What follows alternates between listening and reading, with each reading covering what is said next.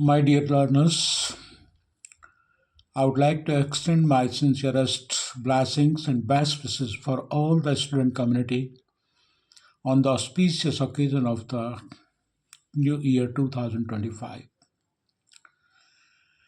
New Year always gives each one of us an opportunity to make a fair self evaluation, self appraisal, and a kind of introspection to prepare ourselves as to what commitment we have to take for the future. My dear learners, there are two things in life: vigor and resolution. It is well said that one must always be vigorous and resolutary. Though these two are not alone sufficient to lead life up to the sovereign power, but nevertheless, they are indispensable to achieve something magnificent. I always say to my students in my daily addressal at the podium that there must be two kinds of aims in everybody's life, particularly the learning community: your instant aim and your distant aim. Your instant aim must be that you must make up a complete mental makeup as to what percentage you'd like to acquire in your upcoming exam. And your distant aim, that where would you like to see yourself after 10 years.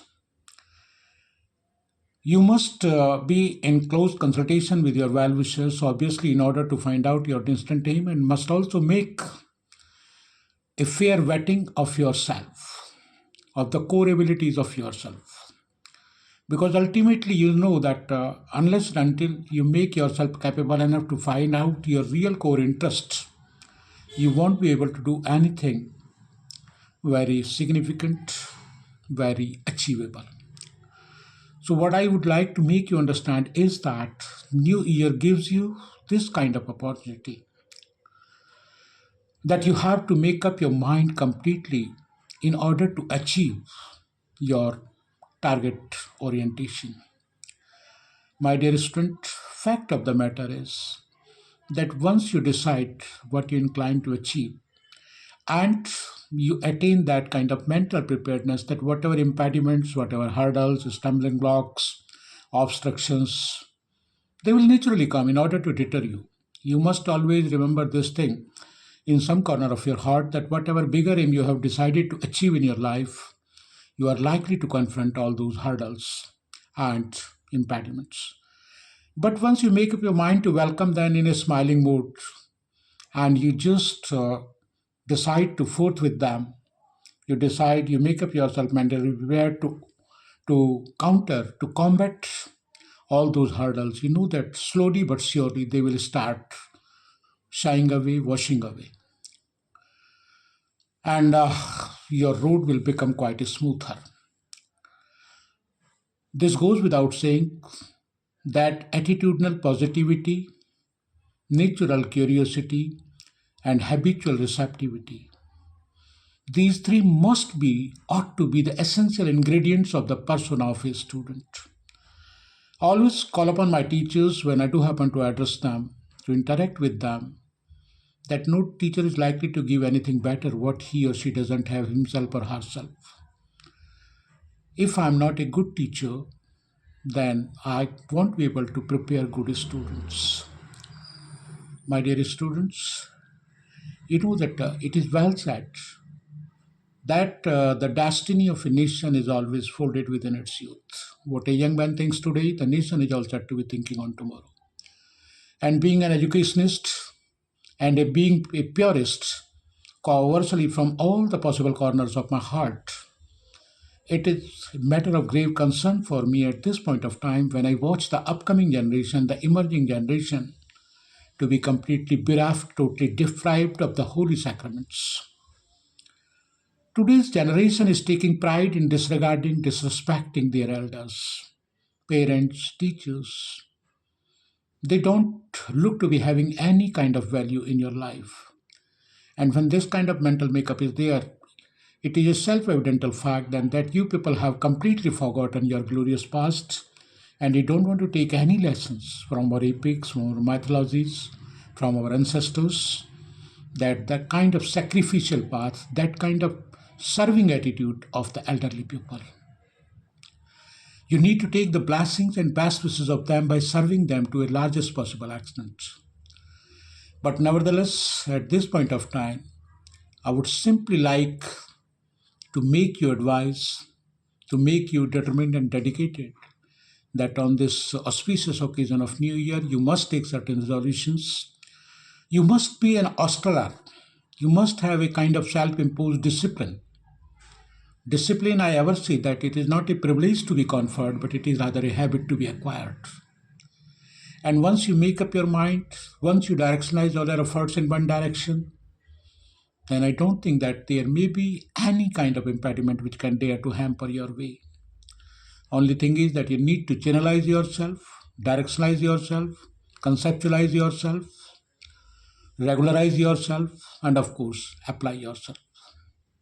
Consistency, persistency, sincerity, seriousness, regularity, and continuity. These must be the integral part of your persona. See, it is simply nothing but a question of mental makeup. My dear learners, money can simply make you the facilities available, but it cannot give you the real pleasure, the real happiness of life. Real happiness lies simply in loving to others, making sacrifices to those who are really downtrodden and proletarian, who are physically or mentally impaired. And when you always keep your helping hand ready to help them in your best possible capacity, then you know that you look to be serving the real purpose. And you will yourself realize that by serving those who have been made to be the impaired in the society, you will feel that you are serving the purpose for which you have been sent by that God on this earth.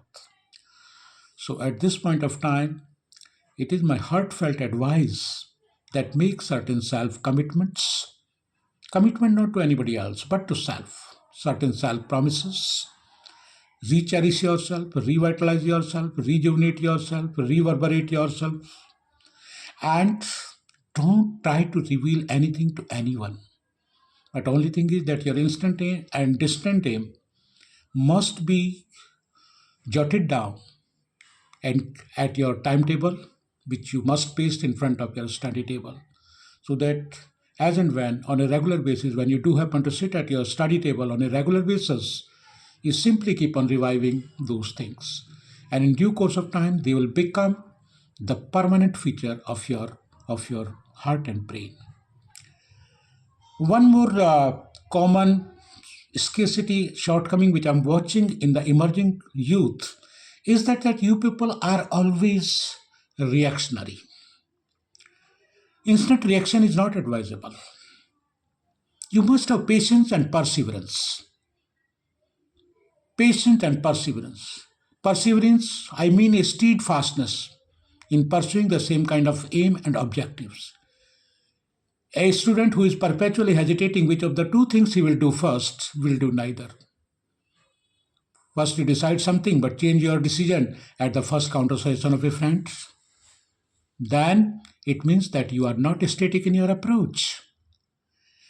It is the person who first consults wisely, then make up his mind firmly, and then starts executing his purpose with inflexible perseverance, undismayed by those petty difficulties which are likely to daunt a weaker spirited person.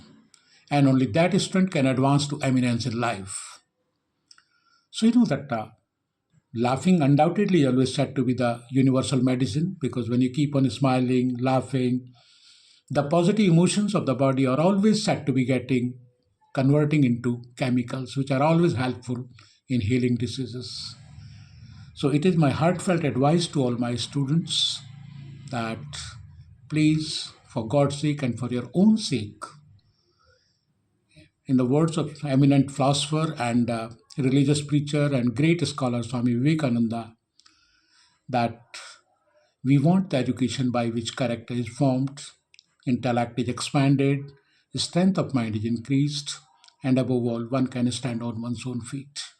So, obviously, education must be capable enough to provide the basic necessities of life that are food, clothing, and shelter, but that must be the last resort of achieving education.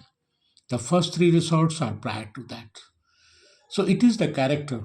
If you are not a human being, Even if you're having plenty of qualities, so many degrees, so many diplomas, but if you're not having that kind of politeness, modesty, courtesy, gentility, generosity, simplicity, civility, probity, honesty, then you don't deserve to be called a good human being. Whereas being a good human being is always essential, inevitable, indispensable in life.